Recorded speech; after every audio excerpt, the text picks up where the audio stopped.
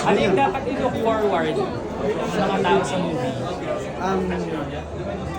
Nabalaan ko kayo na makikita nyo dito ang kwento ng isang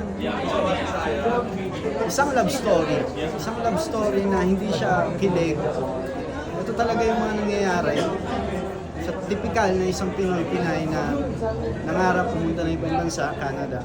Nangyayari talaga to. Ay, makikita nyo yung buhay, makikita nyo yung meaning ng tunay na pagmamahal dito sa Pilipinas. Okay, last one liner.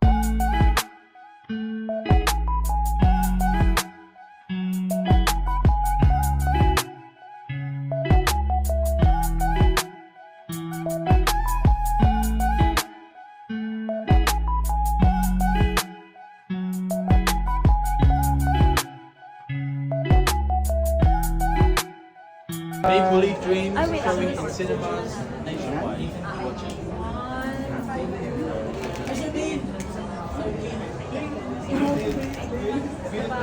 Yun, sa tingin ko hindi siya nalalayo sa totoong buhay. At napansin ko rin na parang yun talaga yung mga nangyayari. Tag dito, yun yung mga madalas na nangyayari sa isang buhay ng Pinay, na pumupunta ng ibang bansa, especially in Canada nga. So, nakakaano na kailangan natin umalis ng Pilipinas. Kailangan natin magsakripisyo kahit mahirap.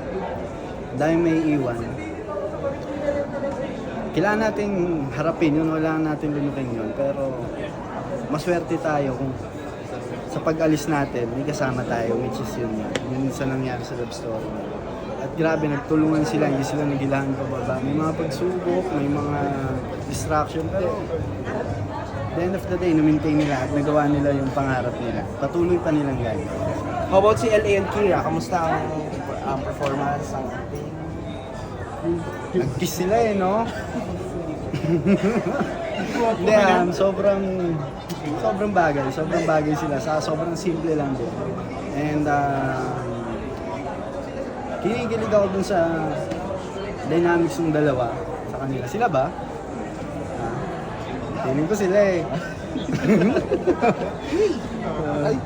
Okay, thank you.